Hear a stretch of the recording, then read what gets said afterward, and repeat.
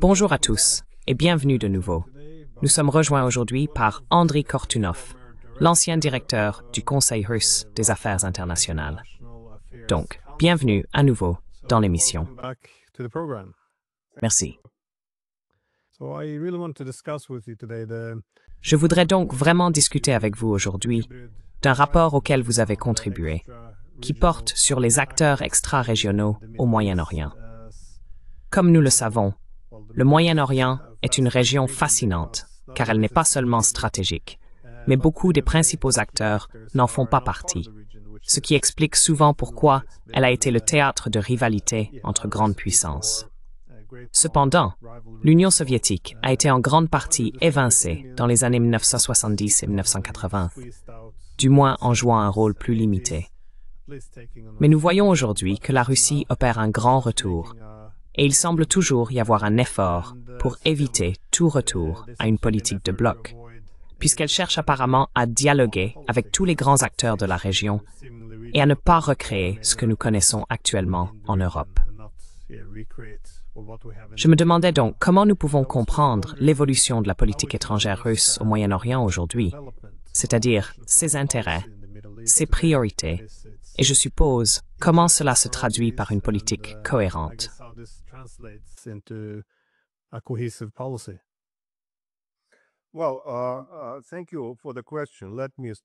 Merci pour la question. Permettez-moi de commencer en affirmant qu'historiquement, la région du Moyen-Orient n'a jamais été autosuffisante en matière de sécurité. Elle a toujours fait partie d'un système de sécurité plus large, avec des acteurs extérieurs jouant des rôles très importants. C'était le cas sous l'Empire ottoman. Plus tard, après la fin de la Première Guerre mondiale, la région a été entraînée dans la compétition entre grandes puissances. En particulier, les grandes nations européennes ont joué un rôle très important dans la gestion de l'agenda sécuritaire de la région. Ensuite, il y a eu la rivalité entre les États-Unis et l'Union soviétique. Vers la fin du XXe siècle, ce sont les États-Unis qui se sont imposés comme le principal fournisseur de sécurité extérieure, de loin le plus important.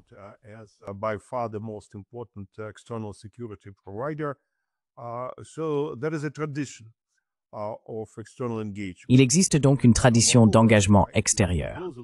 De plus, si l'on examine de plus près la région, on constate que les pays qui peuvent prétendre à l'autosuffisance en matière de sécurité sont principalement les nations non arabes de la région, comme la Turquie ou la République islamique d'Iran, dans une certaine mesure, Israël, mais pas les grandes nations arabes du Moyen-Orient. Cela pose donc des problèmes à la région, car il est très difficile de définir des intérêts sécuritaires spécifiques qui seraient différents de ceux des acteurs extérieurs. Et bien sûr, depuis longtemps, la région est un terrain de jeu pour les grandes puissances en compétition pour l'influence, développant leur capacité de rayonnement, ouvrant leurs bases militaires, et ainsi de suite.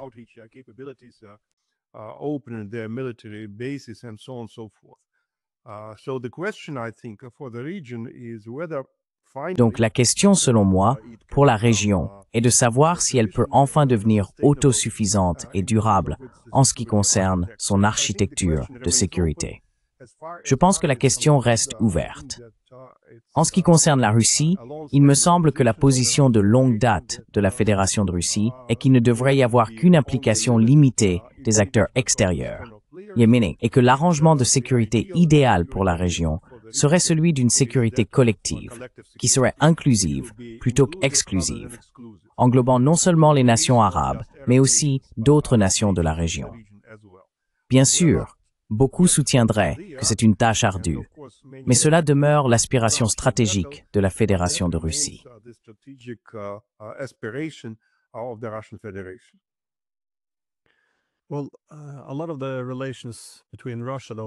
Eh bien, une grande partie des relations entre la Russie et les Arabes ont, je suppose, été entachées ou affectées par l'engagement de la Russie en Syrie, c'est-à-dire pour empêcher un changement de régime, qui a effectivement eu lieu maintenant.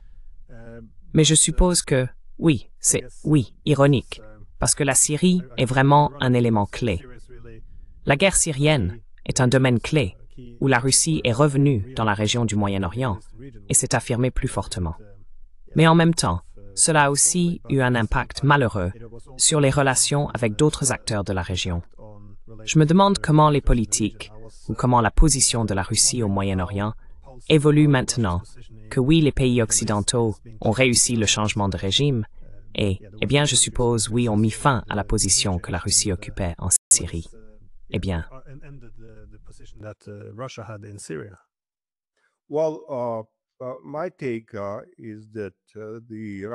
Selon moi, l'engagement russe en Syrie n'était pas la règle, mais plutôt une exception à la règle, car traditionnellement, surtout après la chute de l'Union soviétique, la Russie a toujours cherché à maintenir des équilibres délicats et finement calibrés dans ses approches de la région. Des équilibres entre Arabes et Perses, entre Chiites et Sunnites, entre Israéliens et Palestiniens, entre Turcs et Kurdes. Et si l'on observe la majorité des conflits dans la région, on constate que la Russie est l'un des rares pays, surtout parmi les acteurs extérieurs, à entretenir de bonnes, voire parfois très cordiales, relations avec les deux parties du conflit.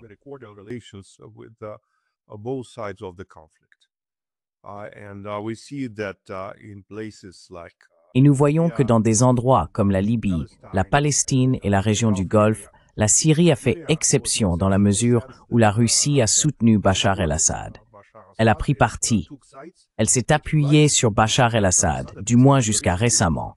Et c'est pourquoi elle doit désormais envisager la limitation des dégâts comme faisant partie de sa stratégie, non seulement en Syrie, mais aussi au-delà de la Syrie. Et nous pouvons maintenant observer que, 6 mois après la chute de Bachar el-Assad, la Russie est toujours présente en Syrie. La Russie garde toujours le contrôle des 2 principales installations militaires qu'elle possède. Il y a des négociations avec les nouveaux dirigeants syriens.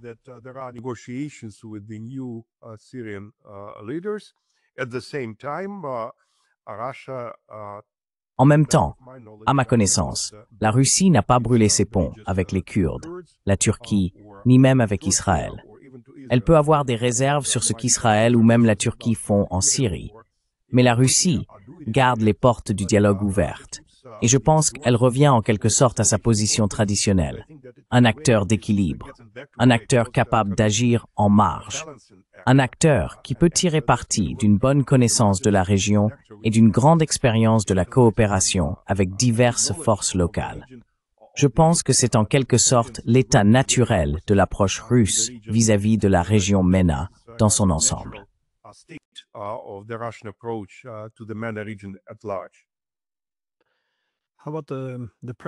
Qu'en est-il de la présence en Syrie, cependant? La Russie serait-elle trop mal à l'aise pour maintenir une présence militaire, comme elle l'a fait par le passé avec la base navale, compte tenu de l'imprévisibilité du nouveau gouvernement?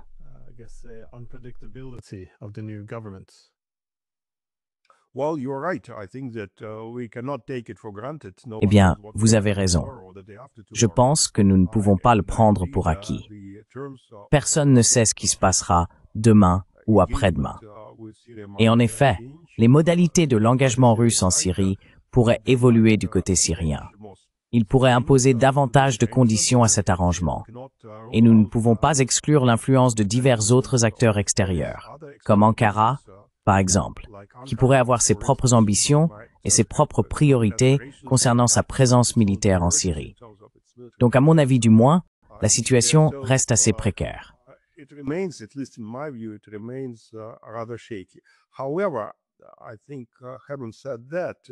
Cependant, je pense que cela étant dit, selon moi, pratiquement n'importe quel gouvernement à Damas devrait être intéressé à maintenir une certaine présence russe dans le pays afin de contrebalancer l'influence prédominante d'autres acteurs. Actuellement, en Syrie, nous assistons à une compétition entre Israël et la Turquie. Et peu importe qui l'emporte dans cette rivalité, Damas pourrait devoir en payer le prix. Donc je pense qu'au moins, je n'exclus pas que, pour les décideurs à Damas, et certains d'entre eux sont des personnes exceptionnellement brillantes et intelligentes, la Russie puisse représenter un actionnaire minoritaire important dans leur pays.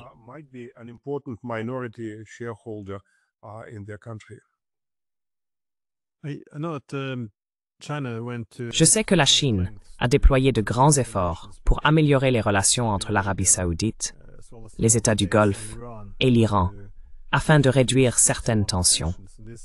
Cela semble être, dans une certaine mesure, également motivé par l'intérêt national. C'est-à-dire, il serait plus facile de travailler avec toutes les parties si elles n'étaient pas dans une situation de conflit aussi stricte. Et aussi, bien sûr, si cette guerre froide, telle qu'elle était, entre les Saoudiens et l'Iran, venait à prendre fin, cela déferait certains des systèmes d'alliance que les États-Unis ont construits dans la région. Donc, encore une fois, il y a, je suppose, des intérêts majeurs de grandes puissances. Les États-Unis ont bien sûr beaucoup à perdre si la paix venait à s'installer. Mais dans quelle mesure la Russie a-t-elle des initiatives similaires, comme les Chinois, pour essayer de rapprocher certains Arabes et les Iraniens, ou du moins réduire l'ampleur des tensions?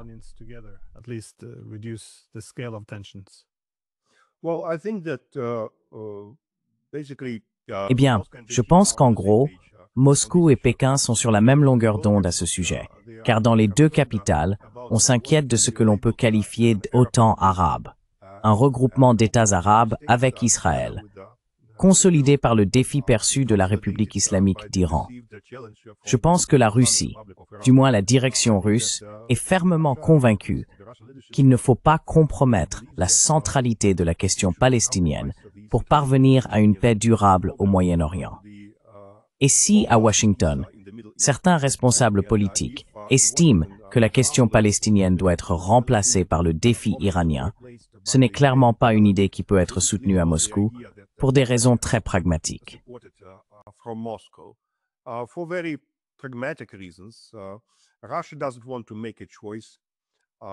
La Russie ne souhaite pas avoir à choisir entre l'Iran et les États arabes du Golfe. Pékin non plus ne veut pas faire un tel choix. La Russie et la Chine aimeraient explorer les opportunités des deux côtés du Golfe. Elles sont intéressées par la mise en place d'un dispositif de sécurité inclusif et non exclusif dans la région. Bien sûr, elles souhaitent faire tout leur possible pour éviter que la région ne glisse vers une confrontation bipolaire semblable à l'ancienne guerre froide en Europe. Il n'est pas encore certain que Moscou et Pékin, même ensemble, soient en mesure d'aider la région à progresser vers un dispositif de sécurité inclusif. Nous savons que la relation entre Téhéran et Riyad est très compliquée. Il existe donc clairement un manque de confiance des deux côtés.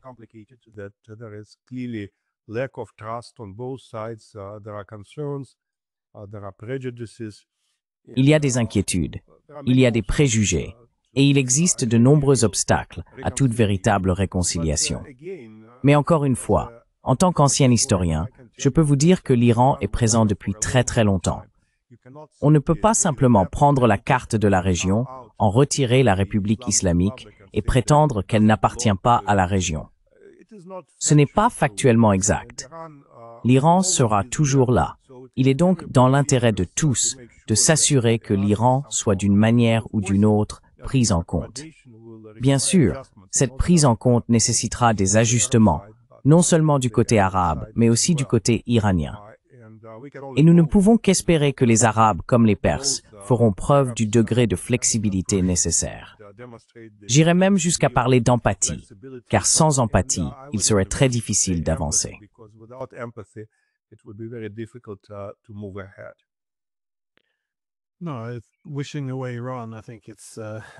Non, souhaiter la disparition de l'Iran, à mon avis, est aussi inutile que les Européens essayant de souhaiter la disparition de la Russie.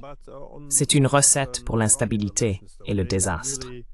Mais en ce qui concerne les relations entre la Russie et l'Iran, elles ont vraiment progressé pendant les années d'intérêt commun en Syrie. Je me souviens que beaucoup de Russes parlaient de la possibilité de prendre ce domaine limité d'intérêt partagé et de le traduire en quelque chose de plus large, un intérêt commun plus vaste. Surtout, à mesure que la Russie commençait à se tourner davantage vers l'Est pour trouver des partenaires économiques et amorcer un changement géoéconomique plus large. Mais quels sont les principaux obstacles? Ou comment voyez-vous l'avenir d'un partenariat stratégique entre la Russie et l'Iran, surtout après les récentes attaques contre l'Iran, qui ont probablement rendu l'Iran plus prudent quant à sa dépendance envers des alliés étrangers.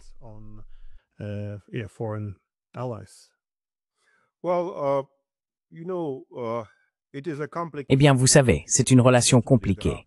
Il y a certainement des opportunités, mais il y a aussi des problèmes entre Moscou et Téhéran.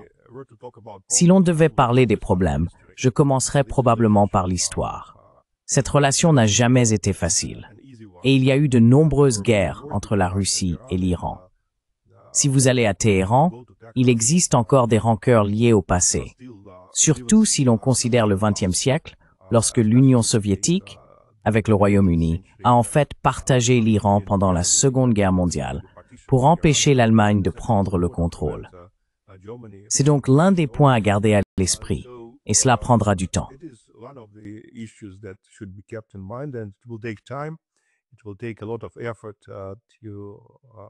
Il faudra beaucoup d'efforts pour parvenir à effacer d'une manière ou d'une autre ces souvenirs historiques négatifs du côté iranien.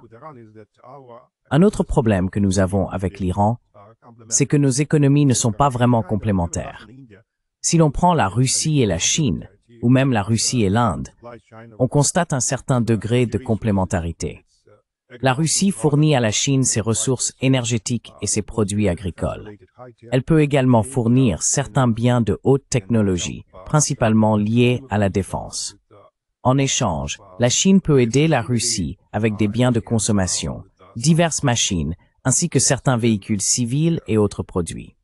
Avec l'Iran, ce n'est pas aussi évident, car la Russie et l'Iran sont tous deux de grands producteurs d'énergie.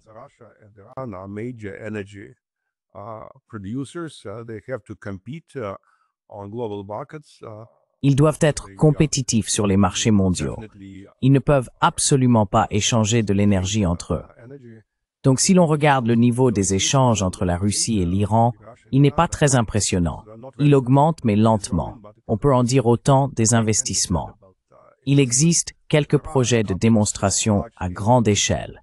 Le plus visible est bien sûr la centrale nucléaire de Bushehr. Mais les petites et moyennes entreprises ne sont pas vraiment impliquées activement dans ces investissements ou échanges commerciaux entre les deux pays. Cependant, à bien des égards, l'Iran est indispensable. Par exemple, il est indispensable en tant que maillon important du corridor de transport nord-sud.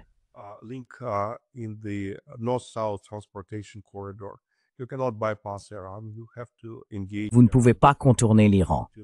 Il faut engager l'Iran pour s'assurer que ce projet prenne son envol.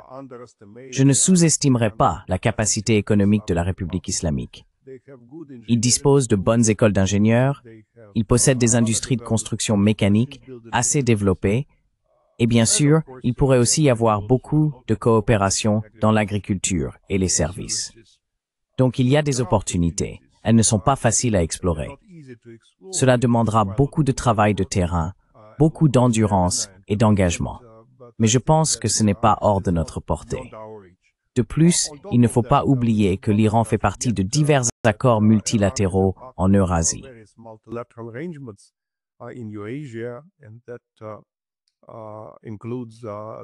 Cela inclut l'Organisation de coopération de Shanghai et les BRICS. Et cette année, l'Iran a conclu un accord de libre-échange avec l'Union économique eurasiatique. Ainsi, le commerce et les investissements augmentent progressivement. Je pense que nous pouvons également parler d'une coopération politique plus intense, y compris des exercices militaires conjoints et des votes de solidarité aux Nations Unies sur un certain nombre de questions. Je ne m'attends pas à des miracles, mais je pense que nous sommes sur la bonne voie. Nous avons signé un nouvel accord avec l'Iran plus tôt cette année. Et bien sûr, le défi consiste maintenant à savoir comment mettre en œuvre cet accord. Comment ouvrir la voie à une coopération plus multiforme, plus intense, voire à une collaboration entre les deux nations.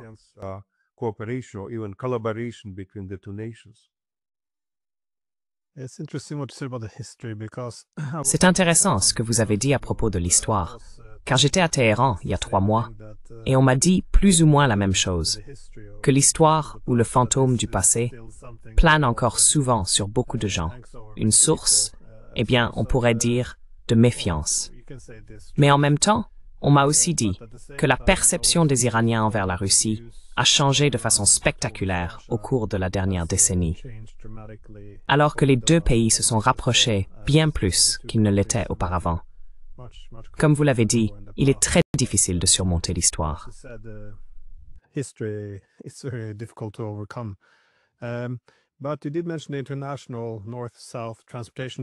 Mais vous avez mentionné le corridor international de transport nord-sud, reliant la Russie et l'Iran à l'Inde, mais incluant bien sûr aussi certains pays voisins.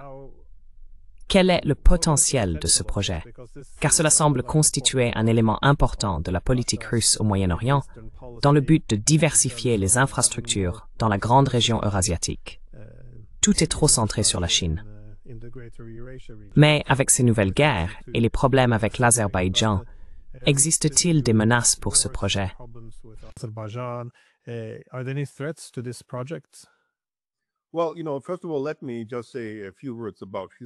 Eh bien, tout d'abord, permettez-moi de dire quelques mots sur l'histoire. Je pense que si l'on regarde en arrière, la Russie et l'Iran, ces deux grands empires, se sont principalement affrontés pour le contrôle du Caucase du Sud, des territoires qui sont ensuite devenus l'Azerbaïdjan, l'Arménie et la Géorgie. Et je pense que la bonne nouvelle, c'est qu'aujourd'hui, toutes ces nations sont indépendantes. Elles sont ouvertes à la coopération avec tout le monde, y compris Téhéran, Moscou et Ankara. D'une certaine manière, il pourrait être plus facile de surmonter cet héritage historique malheureux, car il ne s'agit plus d'un jeu à somme nulle. Tout le monde peut en bénéficier. C'est pourquoi, par exemple, à Moscou, on avance le concept de négociation 3+3. Les trois États du Caucase du Sud, la Géorgie, l'Arménie et l'Azerbaïdjan, ensemble avec trois grandes nations voisines, la Russie, l'Iran et la Turquie, devraient travailler ensemble sur des questions liées à la sécurité et au développement.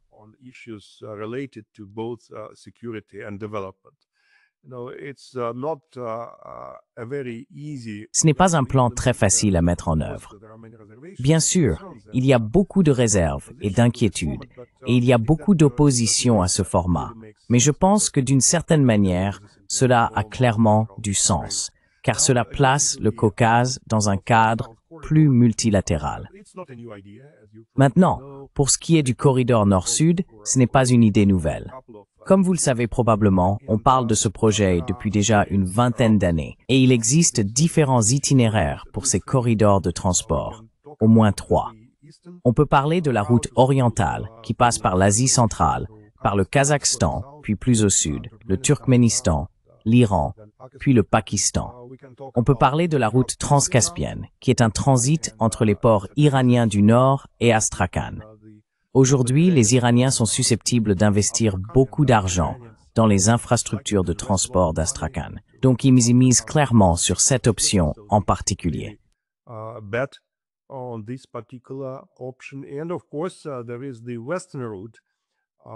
Et bien sûr, il y a la route occidentale, qui devrait passer par l'Azerbaïdjan, puis par le nord de l'Iran et plus au sud. Donc, il existe différentes options qui ne sont pas nécessairement mutuellement exclusives.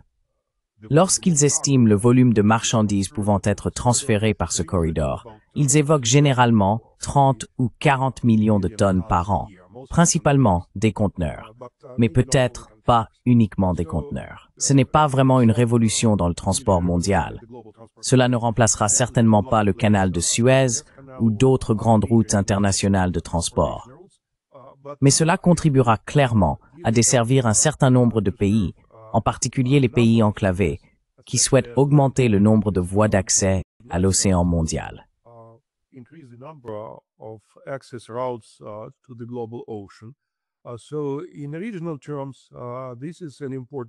Donc, en termes régionaux, c'est un projet important.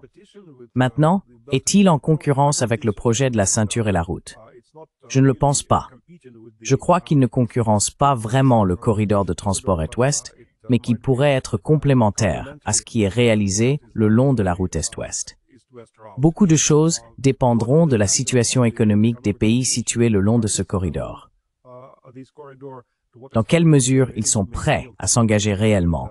Dans quelle mesure ils sont prêts à investir dans les industries adjacentes?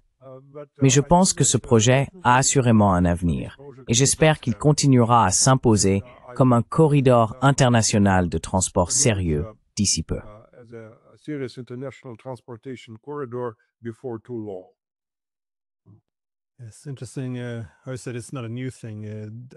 C'est intéressant que tu dises que ce n'est pas une nouveauté.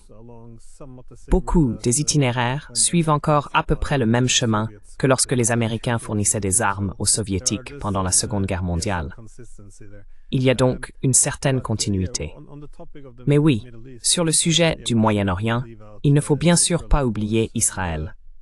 Et je me souviens avoir parlé une fois à Eudolmor au Kazakhstan en 2018, et il faisait remarquer que les Israéliens auraient toujours une relation particulière avec les Russes à cause de la Seconde Guerre mondiale, de la libération d'Auschwitz. Il parlait donc, je crois, d'une relation spéciale.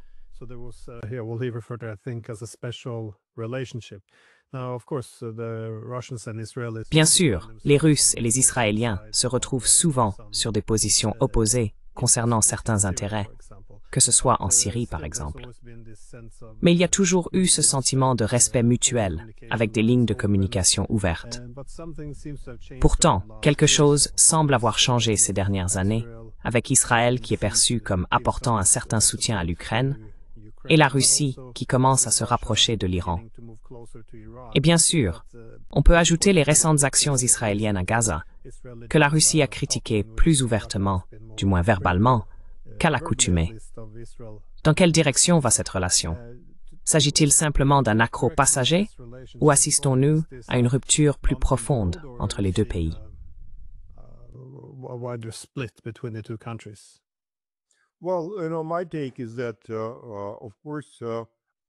Selon moi, bien sûr, cette relation particulière est aujourd'hui bien plus complexe qu'elle ne l'était, disons, il y a 4 ans.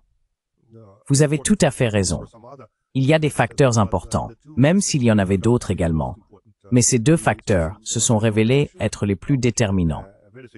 L'opération militaire spéciale a eu un impact très significatif sur l'opinion publique en Israël.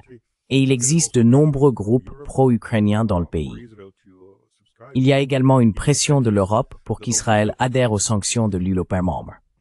Israël résiste à cette pression, mais cela a indéniablement compliqué la relation. Et le deuxième facteur est l'opération israélienne à Gaza.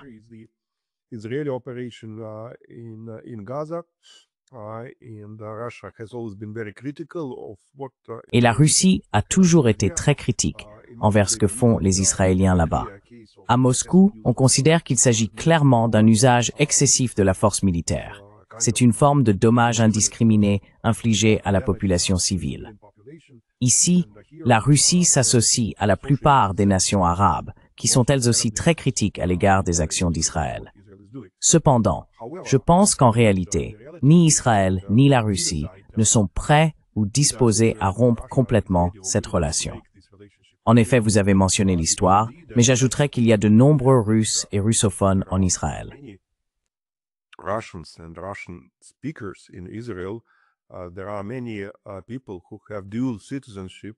Il y a de nombreuses personnes qui ont la double nationalité et elles ne peuvent pas être abandonnées par Moscou. Israël reste un partenaire. Israël n'est certainement pas un pays hostile. Il n'a adopté aucune sanction anti-russe. C'est toujours une fenêtre importante pour que la Russie reste intégrée à l'économie mondiale, y compris à l'économie mondiale de haute technologie. Je dirais aussi qu'il existe une certaine alchimie personnelle entre les 2 dirigeants, le Premier ministre Netanyahou et le président Poutine. Ils accordent tous 2 beaucoup d'importance à la Seconde Guerre mondiale. Pour eux, ce n'est pas seulement de l'histoire médiatique, c'est une partie du monde dans lequel ils vivent, et je pense qu'ils se comprennent assez bien.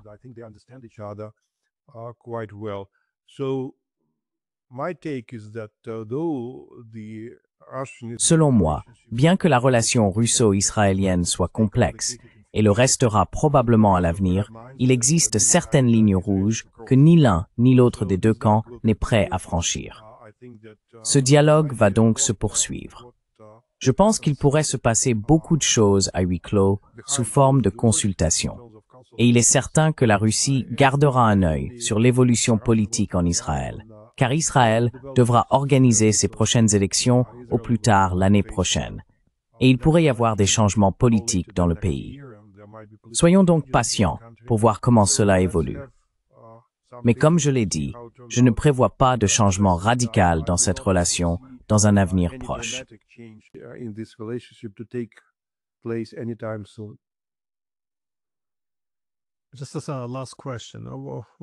Juste une dernière question. Quel est, selon vous, le principal défi? Parce que, encore une fois, le Moyen-Orient semble traverser un changement majeur en ce moment. Les États-Unis devront, je suppose, accepter à contre-cœur à un moment donné un rôle plus modeste dans le système international. Les Européens auront également une influence nettement moindre. On voit la Turquie s'affirmer à la fois à gauche et à droite. Il y a le risque d'un effondrement, voire d'une balkanisation de la Syrie. La Libye pourrait également se désagréger. La question palestinienne reste problématique. Comme vous l'avez dit, Israël n'est guère stable en ce moment non plus.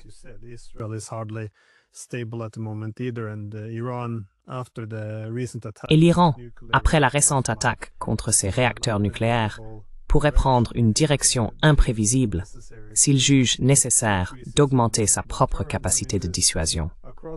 Je veux dire, dans toute la région, il y a beaucoup de changements en cours. Bien sûr, on peut aussi mentionner l'Arabie saoudite, les Émirats arabes unis et le Qatar qui cherchent à diversifier leurs relations extérieures. Comment la Russie navigue-t-elle à travers tout cela, tout en essayant de ne pas se laisser entraîner dans quelque chose? Parce que, je suppose, une partie malheureuse de l'histoire russe, c'est que chaque fois qu'une grande guerre éclate, la Russie se retrouve souvent impliquée. Et il est souvent judicieux de garder ses distances aussi. Mais malgré tout, elle reste un acteur de la sécurité dans la région. Comment la Russie parvient-elle à se frayer un chemin dans ce chaos à venir?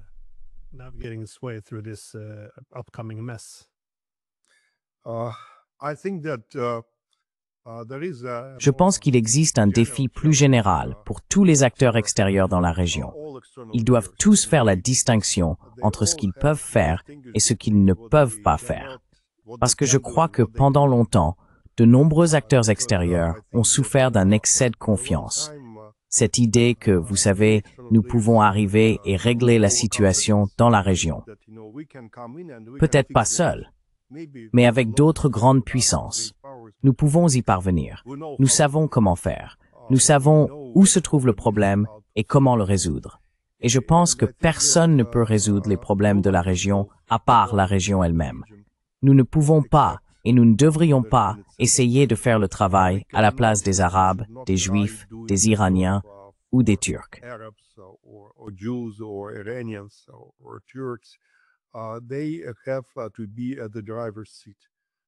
Ils doivent être aux commandes. Les acteurs extérieurs peuvent aider. Ils peuvent fournir du carburant à cette voiture, aider à la navigation et à l'entretien du véhicule, mais ils ne doivent pas remplacer le conducteur. Et je pense que tout le monde apprend cette leçon à ses dépens. Il y a eu des moments où les Européens étaient convaincus qu'ils savaient comment gérer la région et trouver des solutions à tous ces problèmes.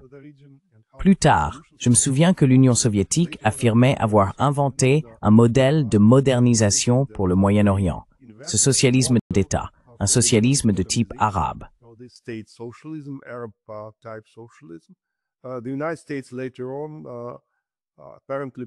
Les États-Unis ont apparemment cru par la suite qu'ils pouvaient créer ce grand Moyen-Orient qui serait sûr, libéral, démocratique et stable. Mais cet excès de confiance s'est toujours retourné contre eux. Je pense que nous, en tant qu'acteurs extérieurs, pouvons aider la région à gérer ses problèmes en donnant des conseils, en impliquant ces acteurs dans des structures internationales multilatérales plus larges et en fournissant une assistance économique, technique et peut-être militaire.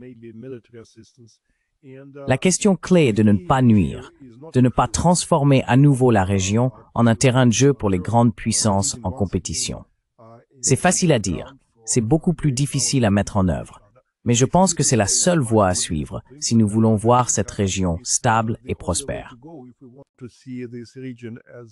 stable and prosperous. Yeah, so I think, that is Oui, je pense que cela a toujours été le défi. Éviter de transformer le Moyen-Orient en un échiquier conflictuel. J'imagine qu'adopter une position plus humble et modérée dans la région est un bon point de départ.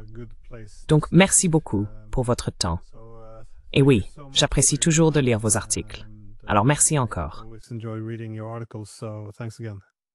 Eh bien, merci de m'avoir invité et prenez soin de vous.